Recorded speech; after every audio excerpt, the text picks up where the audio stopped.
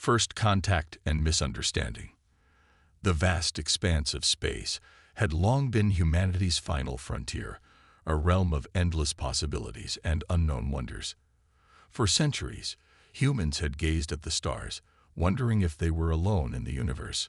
On July 7, 2157, that question was finally answered. It was a typical day at the Arecibo Observatory in Puerto Rico when Dr. Elena Rodriguez noticed an anomaly in the incoming data. At first, she dismissed it as a glitch, but as the pattern repeated itself with clockwork precision, her heart began to race. This was no random noise. It was a signal, and it was undeniably artificial. "Holy shit," she whispered, her trembling fingers flying across the keyboard as she began to analyze the data. "This is it. This is really it." Within hours, observatories around the world had confirmed her findings. The signal was coming from a point in space just beyond Mars' orbit, and it was getting stronger. Humanity held its collective breath as the world's greatest minds worked tirelessly to decipher the message hidden within the signal.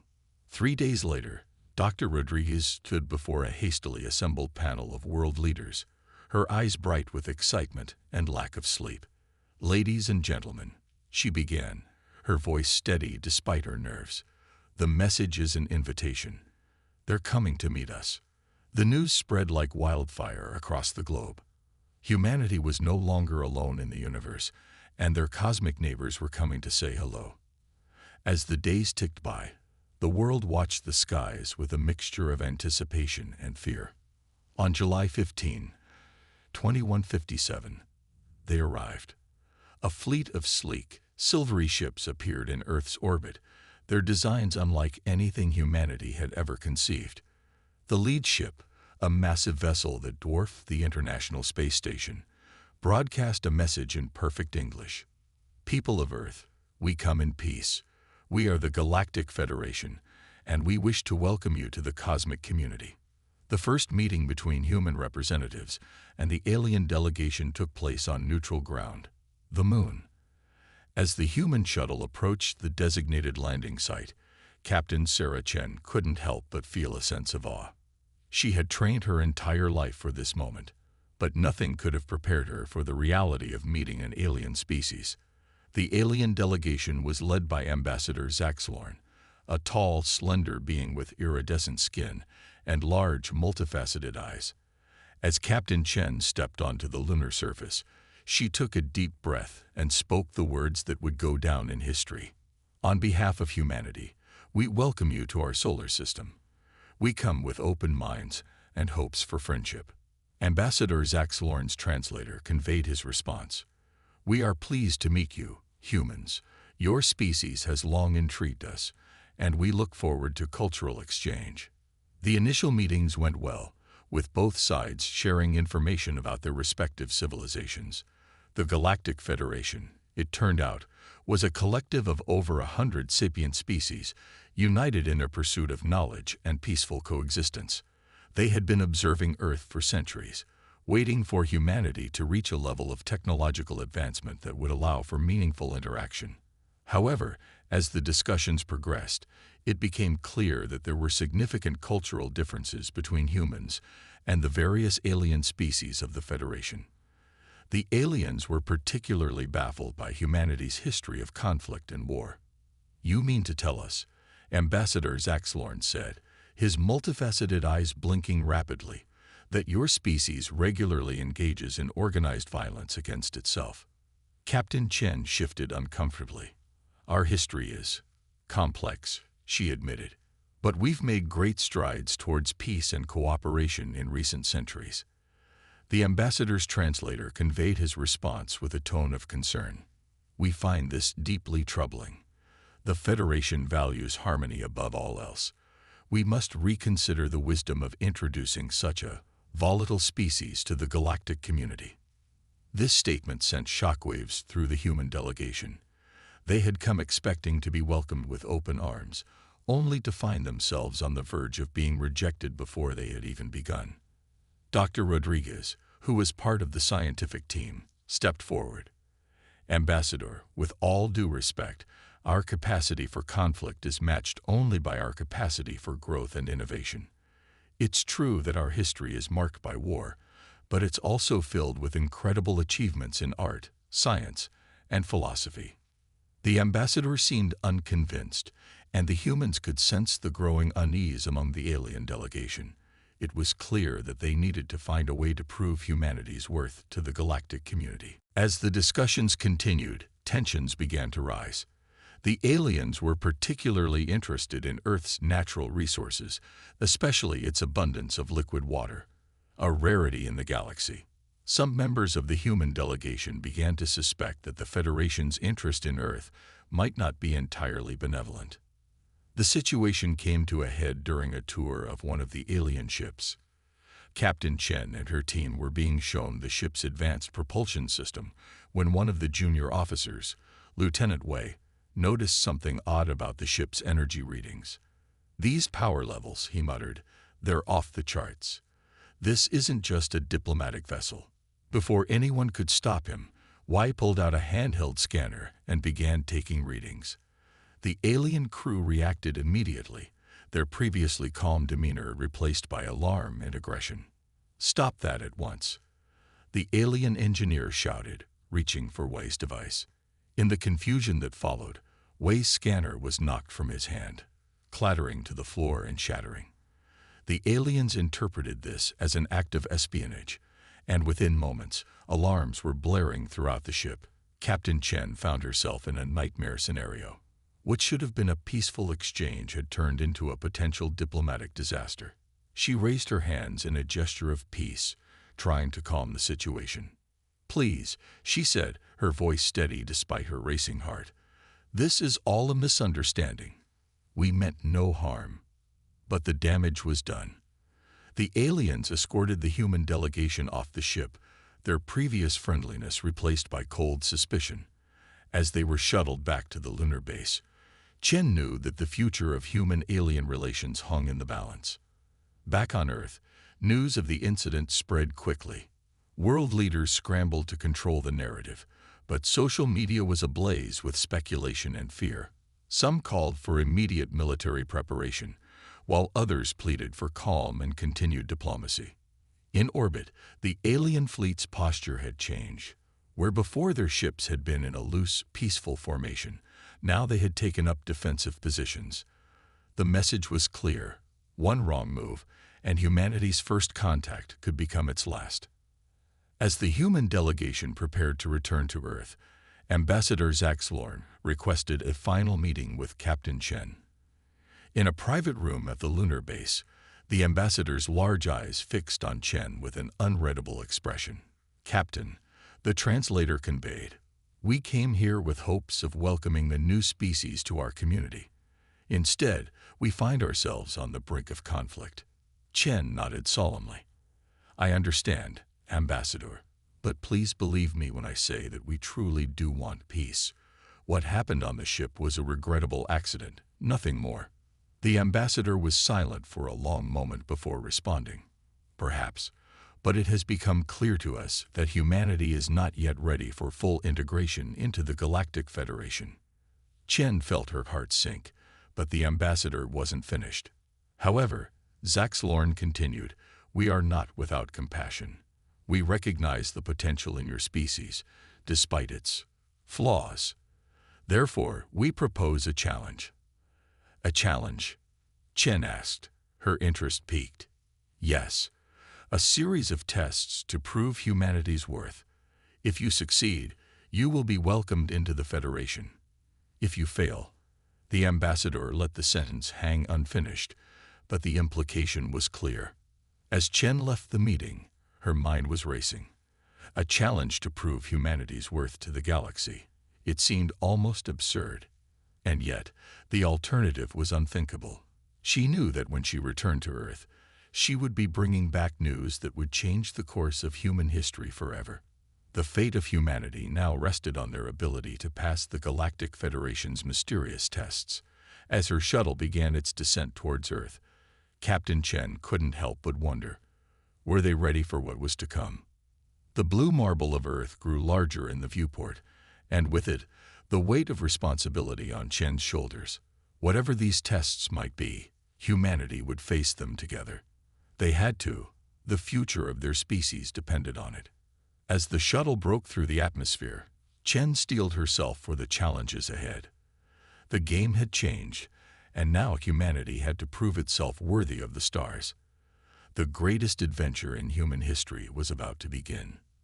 The Galactic Challenge. The announcement of the Galactic Federation's challenge sent shockwaves through human society. For weeks, the world buzzed with speculation about what these tests might entail. Would they be trials of physical strength, tests of scientific knowledge, demonstrations of technological prowess? No one knew for certain, and the uncertainty bred both excitement and fear. In New York City, the newly formed United Earth Council convened for an emergency session. Representatives from every nation on Earth gathered to discuss humanity's response to the alien challenge. The council chamber was a sea of diverse faces, all united by a common purpose: to ensure humanity's place among the stars. Dr. Elena Rodriguez, now acting as Earth's chief xenolinguist, stood before the assembly. "Ladies and gentlemen," she began, her voice echoing through the chamber, "we have received further information from the Galactic Federation regarding their challenge." The room fell silent as she continued. "The challenge will consist of 3 trials, each designed to test different aspects of our species' capabilities. We will have 1 Earth year to prepare. The trials will take place on a neutral planet within our solar system." Murmurs rippled through the crowd. 1 year seemed both an eternity and no time at all when the stakes were so high. "What are these trials?" A voice called out from the assembly. Dr. Rodriguez took a deep breath. "The first trial is called the Forge. It will test our ability to adapt and survive in harsh alien environments. The second is the Nexus, a test of our problem-solving skills and technological innovation. The final trial is known as the Crucible, but its nature remains a mystery. The Federation has stated that it will be revealed only when we reach it." The council erupted into a flurry of discussions and debates. How could they prepare for challenges they didn't fully understand? And more importantly, who would represent humanity in these trials? As the debates raged on, a plan began to take shape. Earth would send a team of 12 individuals, chosen for their diverse skills and backgrounds. They would be humanity's champions, carrying the hopes and dreams of billions on their shoulders. The selection process was rigorous and global. Every nation put forward their best and brightest, and after months of tests and evaluations, the final team was chosen. The team included Captain Sarah Chen, former astronaut and diplomat; Dr. Kwame Osei, brilliant physicist and engineer; Major Alexei Volkov, Special Forces veteran and survival expert; Dr. Amira Hassan, renowned biologist and ecologist; Zoe Winters, Olympic athlete and fitness guru; Raj Patel, tech prodigy and AI specialist; Isabella Torres, polyglot linguist and cultural expert; Yuki Tanaka, robotics engineer and systems analyst; John Bear Hawkins, wilderness survival expert and former park ranger; Dr. Maria Gonzalez, psychologist and team dynamics specialist; Amd Al-Fayed, master strategist and game theorist; Lena Novik, nanotechnology researcher and materials scientist. As the team began their intensive training program, the rest of humanity rallied to support them. Resources poured in from every corner of the globe. Nations that had once been bitter enemies now worked together, united by the common goal of proving humanity's worth to the galaxy. The year of preparation passed in a blur of activity. New technologies were developed at a breakneck pace. Simulations were run countless times, preparing the team for every conceivable scenario. The whole world watched and waited, holding its collective breath as the day of reckoning approached. Finally, the day arrived. July 15, 2158, exactly 1 year after first contact. The human team gathered at the newly constructed Unity spaceport, ready to embark on humanity's greatest journey. As they prepared to board their ship, the sleek and advanced Starship Hope, crowds gathered to see them off. Millions more watched via global broadcasts. Captain Chen, as the team leader, stepped forward to address the world one last time before their departure. "People of Earth," she began, her voice steady and clear, "today we embark on a journey that will determine the fate of our species. We go not just as 12 individuals, but as representatives of all humanity. In our veins flows the blood of explorers, innovators, and dreamers from every corner of this planet. We carry with us the hopes and aspirations of billions." She paused, looking at each of her teammates in turn. "We do not know what challenges await us, but we go forward with courage, determination, and the unshakable belief that humanity deserves its place among the stars. Whatever trials we face, we will face them together, not just as a team, but as a species united in purpose."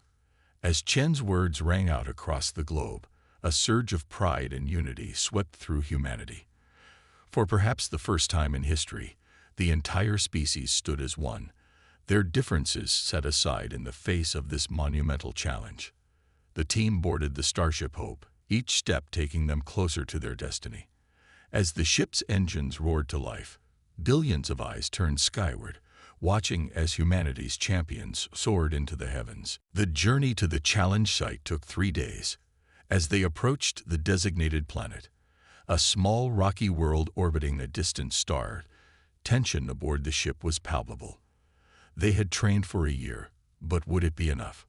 As they entered orbit, they received their first communication from the Galactic Federation's challenge overseer, an alien entity known only as the Arbiter.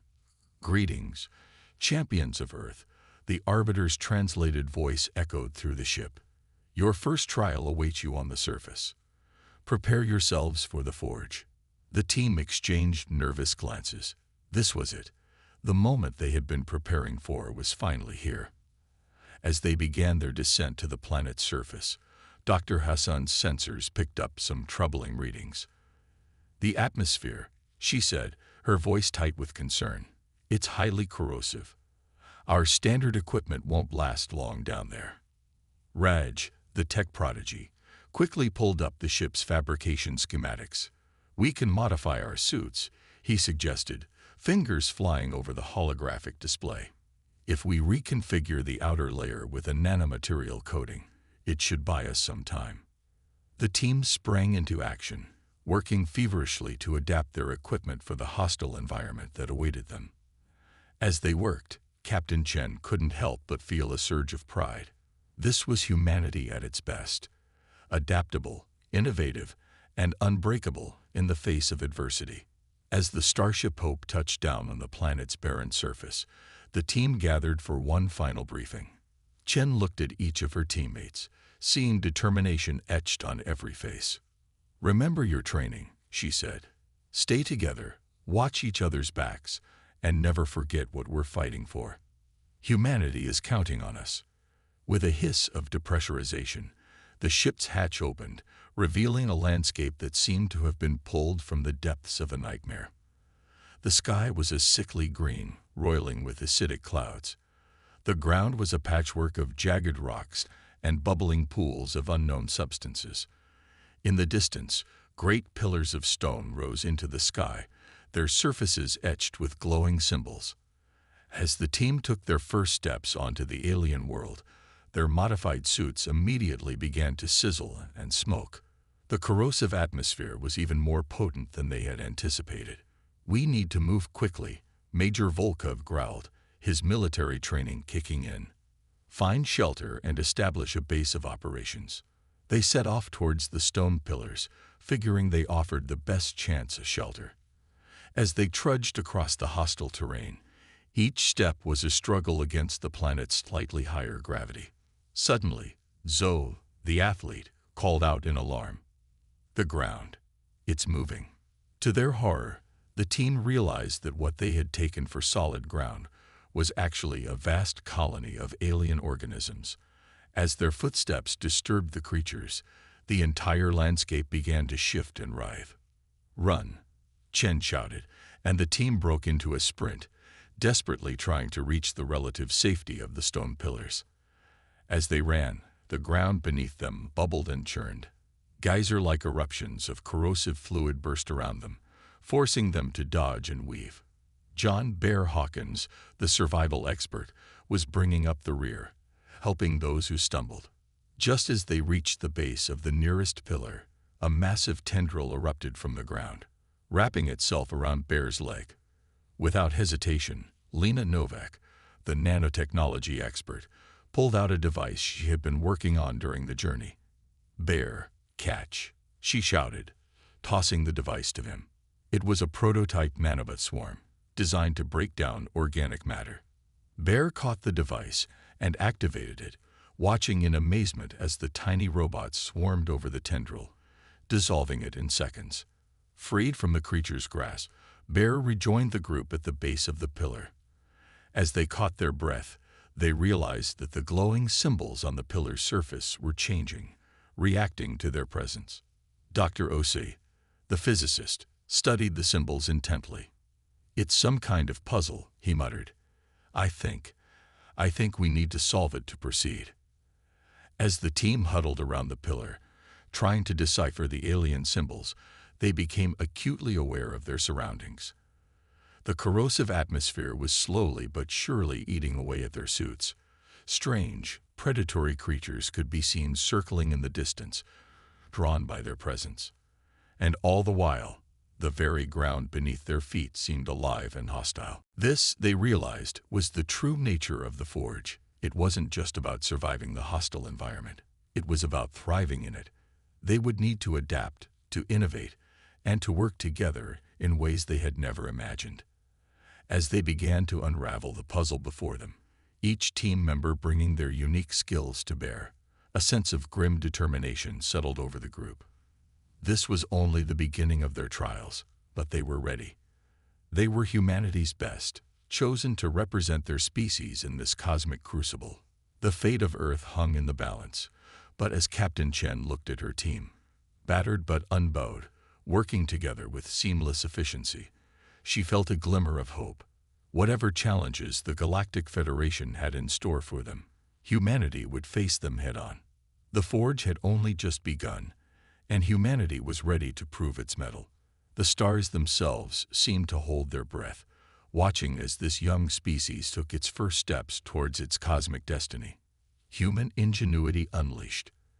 As the team worked to decipher the alien symbols on the stone pillar, the hostile environment of the Forge continued to test their limits. The corrosive atmosphere gnawed relentlessly at their suits, while the living landscape beneath their feet shifted unpredictably. Yet, in the face of these challenges, human ingenuity began to shine. Dr. Isabella Torres, the linguist, had been studying the symbols intently. "These patterns," she mused, her brow furrowed in concentration, "they're not just random. There's a logic to them, almost like music." Yuki Tanaka, the robotics engineer, perked up at this. "Music? You mean like mathematical harmonies?"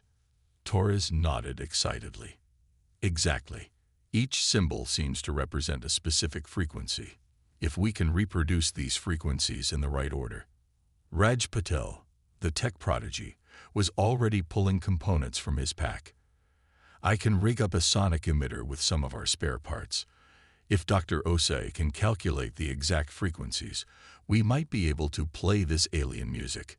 As the team worked on this solution, Captain Chen kept a watchful eye on their surroundings.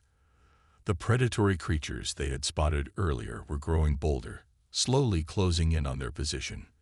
"Whatever we're going to do," she warned, "we need to do it fast." Dr. Osei and Raj worked feverishly, translating the alien symbols into mathematical frequencies and jury-rigging a device to emit them.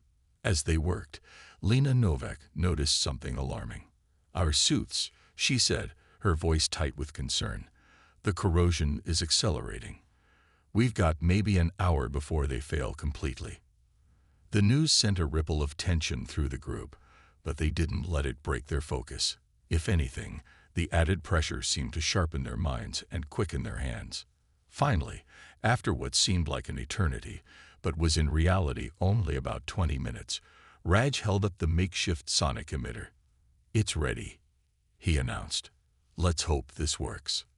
With bated breath, the team watched as Raj activated the device. A series of haunting tones filled the air, eerily beautiful despite the dire circumstances. For a moment, nothing happened. Then, with a low rumble, the stone pillar began to shift. Sections of the pillar rotated and realigned, revealing a hidden entrance. As the last tone faded away, the entrance solidified, offering shelter from the corrosive atmosphere. "Quick, inside," Chen ordered, and the team didn't need to be told twice. They rushed into the revealed chamber, the entrance sealing behind them, just as the predatory creatures reached the base of the pillar. Inside, they found themselves in a vast, dimly lit space. The air, while still alien, was breathable, allowing them to remove their damaged helmets. As their eyes adjusted to the gloom, they realized they were standing in some kind of alien laboratory. Strange machines lined the walls, their purpose unclear. In the center of the room stood a large spherical device, pulsing with an inner light. "What is this place?" Amira Hassan wondered aloud, her biologist's eyes taking in every detail. Before anyone could respond, a holographic image flickered to life above the central sphere. It was the Arbiter, the alien overseer of their trials. "Congratulations, humans," the Arbiter's translated voice echoed through the chamber. "You have passed the first stage of the forge. But your trial is far from over. Before you is the accumulated knowledge of a long-dead civilization. Your task is to decipher this knowledge and use it to transform the hostile world above into one that can sustain life. You have 72 hours. Good luck." With that, the hologram winked out, leaving the team in stunned silence. It was Ahmed Al-Fayed, the strategist, who spoke first. "All right, let's break this down. We need to understand alien technology, apply it to terraform a planet, and do it all in 3 days. Thoughts?" The next few hours were a whirlwind of activity. The team split into groups, each tackling a different aspect of the challenge. Dr. Osei and Raj worked on deciphering the alien technology. Dr. Hassan and Lena focused on understanding the planet's ecosystem and how it might be altered. The rest of the team divided their efforts between assisting these two main groups and planning their overall strategy. As they worked, they began to make breakthroughs. The alien technology, while incredibly advanced, operated on principles not entirely dissimilar to their own. It was as if they had been handed the most advanced textbook in the universe and told to learn it in record time. "It's incredible," Dr. Osei muttered as he pored over the alien data. "Their understanding of quantum mechanics is centuries beyond ours. With this knowledge, we could revolutionize our entire approach to physics." Raj nodded in agreement, his eyes wide with excitement. "And their computer systems, they're not binary or even quantum as we understand it. They're using some kind of organic computing. It's like their machines are alive." Meanwhile, Dr. Hassan had made some alarming discoveries about the planet's ecosystem. "The entire planet is essentially one giant organism," she explained to the group. "The hostile environment isn't just a natural occurrence, it's a defense mechanism. If we're going to terraform this world, we need to find a way to communicate with it, to convince it to change." As the hours ticked by, the team made progress, but it was slow going. The sheer volume of information they needed to process and apply was overwhelming. By the end of the first day, exhaustion was setting in, and they were nowhere near a solution. It was during a brief rest period that Zoe Winters, the athlete, made an observation that would change everything. "You know," she said, stifling a yawn, "this reminds me of training for the Olympics. You have all this knowledge, all these skills, but until you put them together in just the right way, you can't win." Her words struck a chord with Captain Chen. "That's it," she exclaimed, suddenly energized. "We've been approaching this the wrong way. We're not just here to learn and apply alien knowledge. We're here to do it in a uniquely human way." With renewed vigor, The team regrouped and reassessed their approach. Instead of trying to master every aspect of the alien technology, they began looking for ways to adapt it to methods they already understood. They combined the alien quantum principles with Earth-based engineering techniques. They applied their understanding of Earth's ecosystems to the alien world's complex biology. As the second day progressed, their efforts began to bear fruit. Yuki and Raj had managed to interface their Earth technology with the alien systems, creating a hybrid system that allowed them to control the terraforming process. Dr. Hassan and Lena had developed a method to communicate with the planet's ecosystem using a combination of chemical signals and the sonic frequencies they had discovered earlier. But their greatest breakthrough came from an unexpected source. John Bear Hawkins, the wilderness survival expert, had been unusually quiet throughout much of the trial. Now he spoke up. "You know," he said, his voice gruff but thoughtful, "in the wilderness, you learn that you can't always change your environment. Sometimes you have to change yourself to fit the environment." His words sparked an idea in Dr. Gonzalez, the team psychologist. What if, she mused, instead of trying to completely terraform the planet, we find a way to adapt ourselves to live in harmony with it? This paradigm shift revolutionized their approach. Instead of battling against the planet's natural defenses, they began working with them. They developed a symbiotic system where human habitation would actually benefit the planet's ecosystem, encouraging it to create areas of stability amid the chaos. As the third day dawned, their plan was ready. Using the alien technology, augmented by human innovation, they launched their terraforming process. Great machines, grown from the planet's own biological material, began to reshape the landscape. The corrosive atmosphere was not eliminated, but rather channeled into vast floating factories that converted it into breathable air and useful resources. The team watched in awe as the hostile world above began to transform. Bubbling pools of acid became thriving alien gardens. The predatory creatures found new ecological niches, becoming protectors of the emerging habitats rather than threats. As the 72-hour mark approached, the team made their final adjustments. The planet was far from being a copy of Earth, but it was now a world where humans and the native ecosystem could coexist and thrive together. With minutes to spare, Captain Chen activated the communication relay to signal the completion of their task. As soon as she did, the Arbiter's hologram appeared once more. "Remarkable," the alien overseer said, its tone carrying a hint of what might have been surprise. "You have succeeded in ways we did not anticipate. The Forge was designed to test your ability to adapt and survive, but you have done more than that. You have demonstrated an ability to innovate, to see possibilities where others see only obstacles." The team stood tall, tired but proud. They had faced an impossible challenge and emerged victorious, not by simply following the alien knowledge they had been given, but by combining it with the unique strengths of humanity. "You have passed this trial," the Arbiter continued. "But be warned. The Nexus awaits, and it will test you in ways you cannot yet imagine. Rest now, for tomorrow, your greatest challenge begins." As the hologram faded, the team let out a collective breath they hadn't realized they'd been holding. They had passed the Forge, but it was clear that their trials were far from over. Captain Chen looked at her team, seeing the mix of exhaustion and determination on their faces. "Well done, everyone," she said, her voice filled with pride. "We've shown the galaxy what humanity is capable of. Whatever the Nexus has in store for us, we'll face it together."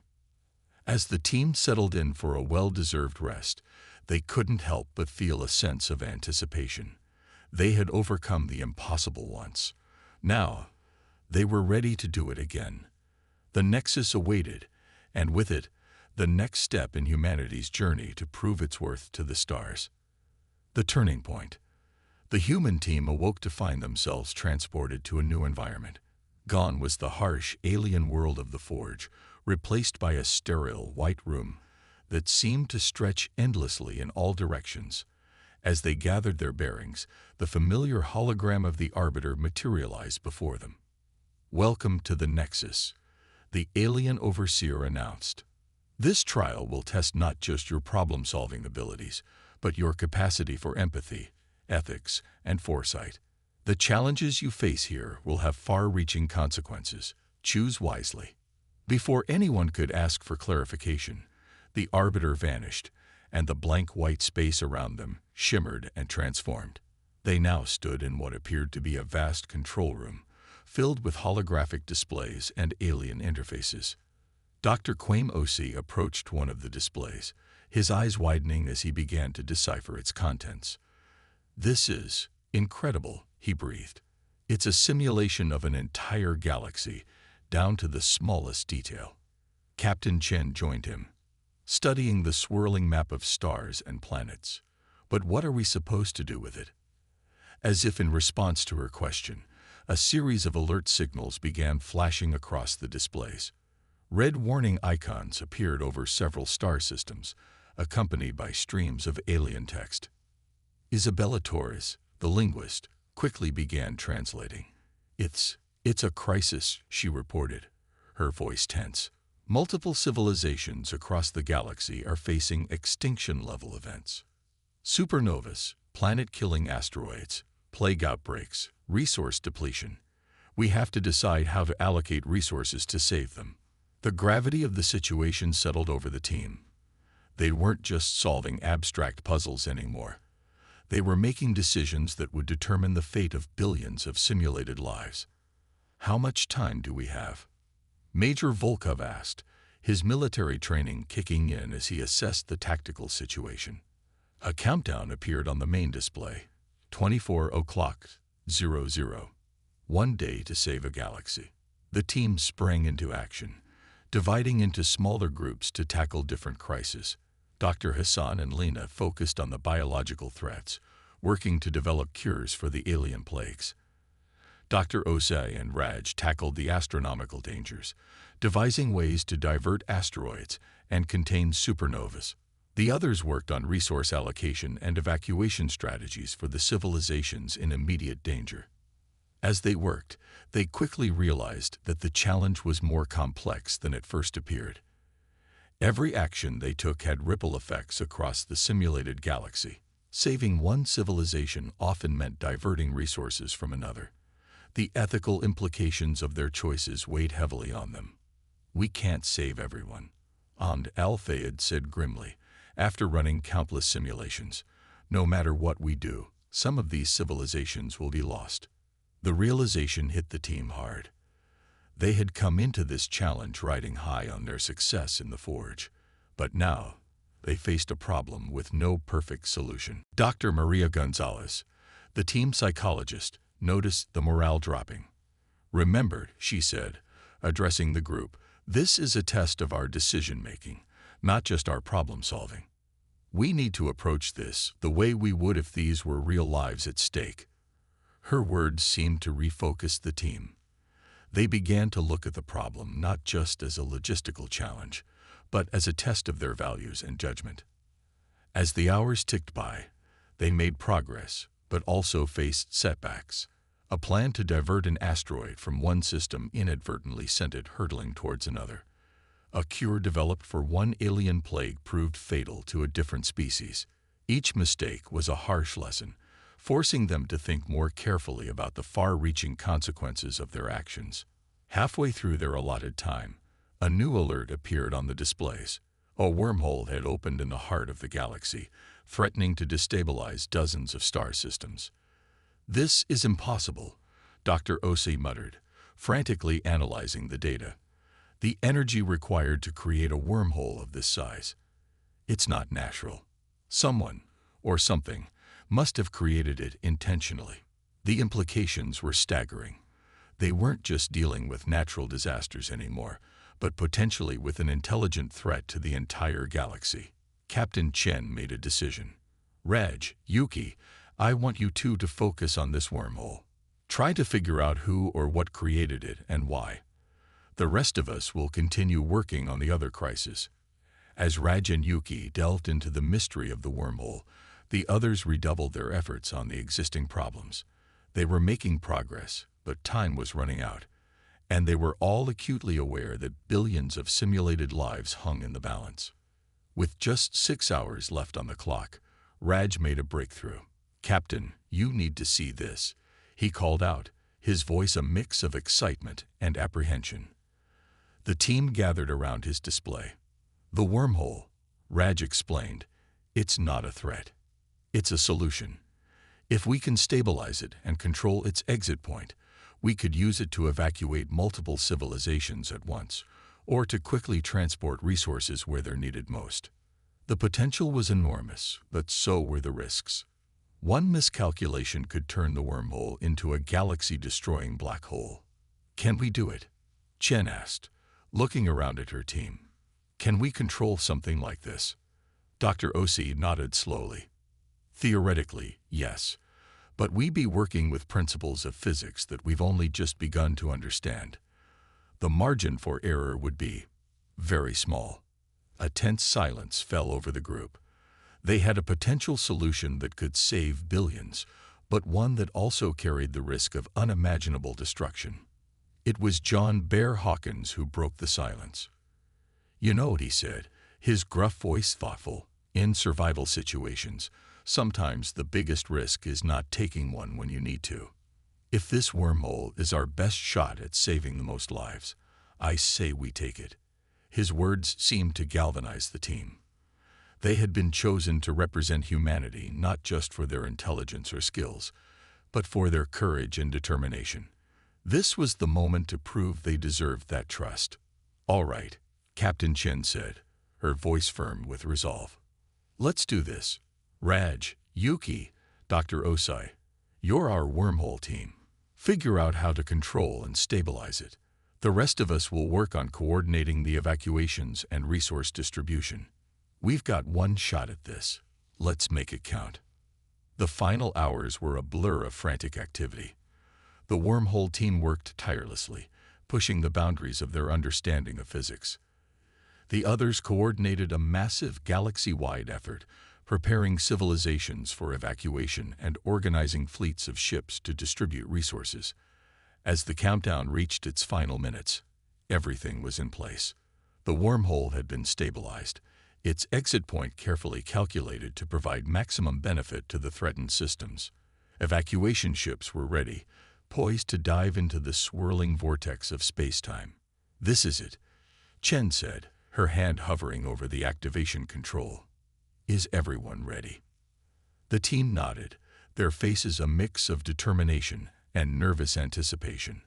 With a deep breath, Chen activated the wormhole network. For a heart-stopping moment, nothing seemed to happen. Then the displays erupted with activity. Ships began pouring through the wormhole, carrying refugees and vital resources. Threatened planets were evacuated in minutes rather than days. Civilizations on the brink of collapse were suddenly flooded with the supplies they needed to survive. The team watched in awe as their plan unfolded. It wasn't perfect. Some losses were inevitable, but they were saving far more lives than they had thought possible just hours ago. As the last seconds ticked away on the countdown, the simulated galaxy began to stabilize. The red warning icons blinked out one by one, replaced by green indicators of stability and growth. When the countdown hit 0, the control room fell silent. The team stood there, exhausted but exhilarated, scarcely able to believe what they had accomplished. The silence was broken by the reappearance of the Arbiter's hologram. "Remarkable," the alien overseer said, its tone inscrutable. "You faced an impossible situation and found a solution that we had not anticipated. Your willingness to take calculated risks, combined with your ethical considerations and teamwork, is intriguing." The team exchanged glances, unsure whether to feel proud or apprehensive. "You have passed the nexus," the Arbiter continued, "but your final trial still awaits. The Crucible will test not just your skills or your decision-making, but the very essence of what it means to be human. Prepare yourselves, for the greatest challenge is yet to come." As the hologram faded and the control room dissolved around them, the team found themselves back in the featureless white space.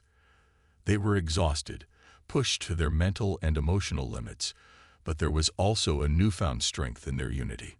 Captain Chen looked at her team, seeing the mix of fatigue and determination on their faces. "Whatever the crucible is," she said, her voice filled with quiet confidence, "we'll face it together. We've proven that humanity can adapt, innovate, and make tough decisions when it matters most. Whatever comes next, we're ready." As they waited for their final trial to begin, the team couldn't help but feel a mix of anticipation and dread. They had overcome incredible odds, but the crucible promised to be their greatest test yet. The fate of humanity would be decided not just by their actions, but by the content of their character. The white space around them began to shimmer once more, heralding the start of their final trial. Whatever the crucible had in store for them, they would face it as they had faced every challenge so far, together, with all the strength, ingenuity, and humanity they could muster. The final test of humanity's worth to the galaxy was about to begin. Humanity's triumph and new galactic order. As the white space shimmered and transformed, the team found themselves in a vast, circular arena. The walls were lined with tier upon tier of seats, filled with holographic representations of alien species from across the galaxy. At the center of the arena stood a single, featureless obelisk, pulsing with an otherworldly energy. The Arbiter's voice echoed through the space, seeming to come from everywhere and nowhere at once. "Welcome to the Crucible, the final trial. Here, you will face not an external challenge, but yourselves. The true test of any species is not just their ability to survive or solve problems, but their capacity for growth, empathy, and transcendence of their own limitations." As the Arbiter spoke, the obelisk began to glow brighter. Suddenly, beams of light shot out from it, engulfing each team member. They felt a strange sensation, as if their minds were being pulled in 1,000 directions at once. When the light faded, the team found themselves scattered across the arena, each standing before a shimmering portal. Captain Chen tried to call out to her teammates, but no sound escaped her lips. They were alone, each facing their own personal crucible. Chen stepped through her portal and found herself back on Earth, but not as she knew it. It was Earth as it might be centuries in the future, a utopian world where humanity had overcome its greatest challenges. Clean energy-powered gleaming cities, poverty and disease were things of the past, and humans were exploring the farthest reaches of the solar system. But as she explored this seeming paradise, Chen began to notice troubling details. Creativity and individuality seemed to have been sacrificed in the name of efficiency. The populace was docile, their every need provided for, but their spirits dampened. It was a world without struggle, but also without the spark that made humanity unique. Chen realized this was her test, to decide if this peaceful but stagnant future was worth the cost.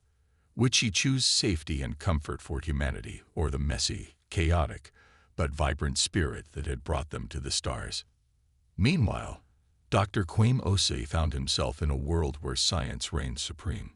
Every mystery of the universe had been unraveled, every question answered. But in this world of perfect knowledge, he saw that wonder and curiosity had been extinguished.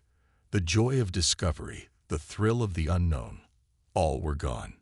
Osei's test was to choose between complete understanding and the endless quest for knowledge that had always driven human science forward. Could humanity thrive in a world without mysteries? Amira Hassan's portal led her to a future where humanity had fully merged with artificial intelligence.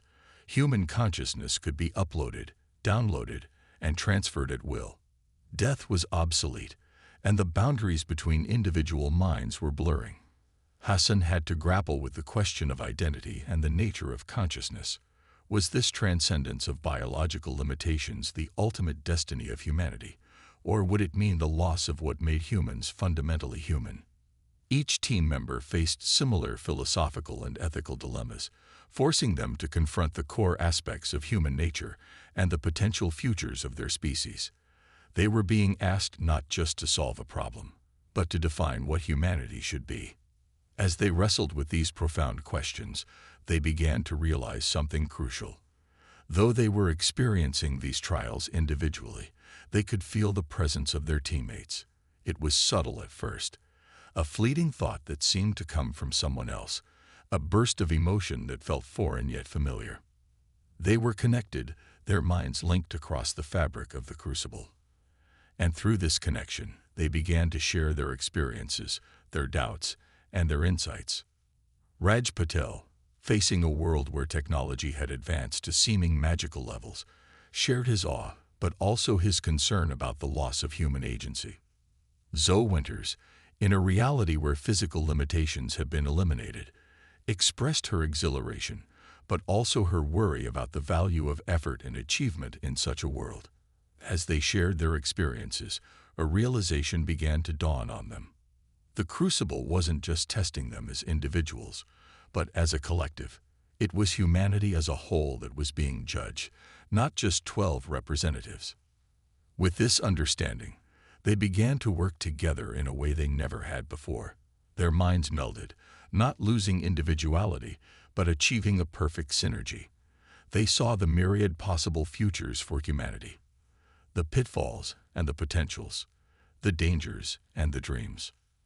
And as they did, the true nature of the crucible revealed itself. The obelisk at the center of the arena wasn't just a symbol or a tool.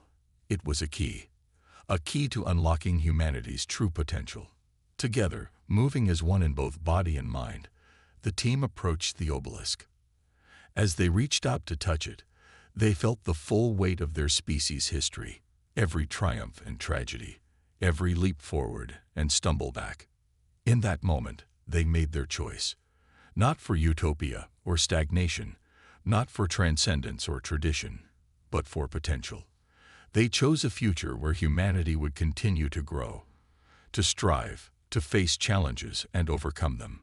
A future where the human spirit, with all its flaws and all its glories, would remain intact, but always reaching for something greater. As their hands touched the obelisk, a blinding light filled the arena. The watching aliens gasped in awe as the humans began to glow with an inner light, their forms seeming to blur and merge with the energy of the obelisk itself. For a timeless moment, the team experienced existence on a cosmic scale. They saw the vast tapestry of the universe, the interconnectedness of all things, and humanity's small but crucial role in the grand design. When the light faded and they returned to their individual forms, they found the Arbiter standing before them, no longer a mere hologram, but a being of palpable power and presence. "You have succeeded beyond our wildest expectations," the Arbiter said, its voice filled with what could only be described as wonder. The Crucible was designed to test a species' readiness to join the galactic community, to see if they could overcome their limitations and reach their true potential. But you have done more than that. The Arbiter gestured, and the arena transformed into a view of the galaxy, stars wheeling in majestic spirals. You have shown us a new path. Your choice, to embrace your humanity while always striving to be better, to face the unknown with courage and creativity. It is a reminder of something many of us have forgotten. The alien observers were on their feet now, a buzz of excitement filling the air. The Arbiter continued, "The Galactic Federation has long sought stability and harmony, but in doing so, we had perhaps lost sight of the value of growth, of challenge, of the very spark that drives life to reach for the stars." Captain Chen stepped forward, her voice steady as she addressed not just the Arbiter, but the assembled representatives of the galaxy. "We came here to prove humanity's worth," she said. "But what we found is that worth isn't something that can be proven in a test. It's something that must be demonstrated every day, in how we face our challenges and how we treat one another." The Arbiter nodded, a gesture that seemed both alien and deeply familiar. "Well said, Captain. And it is for this reason that we offer humanity not just membership in the Galactic Federation, but a chance to help reshape it." A murmur of surprise ran through the alien observers. The Arbiter raised a hand for silence. "For too long, we have been mired in tradition and fear of change. Humanity, with its unique blend of audacity and empathy, of scientific curiosity and artistic creativity, can help guide us into a new era, an era of exploration, growth, and mutual understanding. The implications were staggering. Humanity, the newcomers to the galactic stage, were being offered a chance not just to join the cosmic community, but to help lead it into a new age. As the team absorbed this incredible turn of events, they felt a shift in the air. The crucible was changing again, but this time it wasn't transporting them to a new challenge. Instead, they found themselves back on Earth, standing before the United Earth Council. The counselors looked at them in confusion, then awe as they realized the team had returned not just successful, but transformed. In the eyes of Chen and her teammates burned a new light, the light of those who had touched the cosmos and returned with a grand purpose. As Chen began to explain what had happened, screens around the council chamber lit up. It was a transmission from the Galactic Federation, broadcast not just to the council, but to every corner of Earth. The Arbiter's voice rang out, announcing humanity's triumph and the new role they would play in the galaxy. Humanity's Triumph and New Galactic Order, Part 5. Across the globe, people poured into the streets, looking up at the sky with new wonder and hope. The stars were no longer distant, unreachable points of light. They were beacons, calling humanity to a grand adventure. In the council chamber, Chen looked at her team. No longer just 12 individuals, but representatives of the best of humanity. "Well," she said, a smile playing at her lips, "I guess our job isn't over yet. In fact, it looks like it's just beginning." Dr. Osei laughed, the sound full of joy and anticipation. "Indeed, we've got a galaxy to explore and a federation to help rebuild. I'd say we've got our work cut out for us."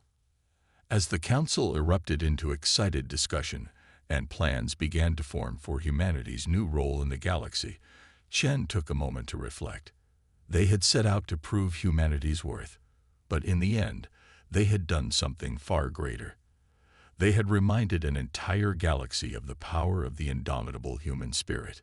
The challenges ahead were immense, but as Chen looked at her team, at Red's eager grin, Amira's determined nod, Zoe's excited bounce, and the quiet confidence in Bear's stance, she knew they were ready. Humanity was ready. As night fell on Earth, millions looked up at the starry sky, seeing it with new eyes. The Milky Way stretched across the heavens, no longer a barrier but a road, leading to new worlds, new civilizations, and new adventures. Humanity had taken its first steps into a larger universe, not just as participants, but as leaders and innovators. The galaxy would never be the same again, and neither would humanity. Together, they would forge a future brighter than any could have imagined. The greatest adventure in human history wasn't ending. It was just beginning.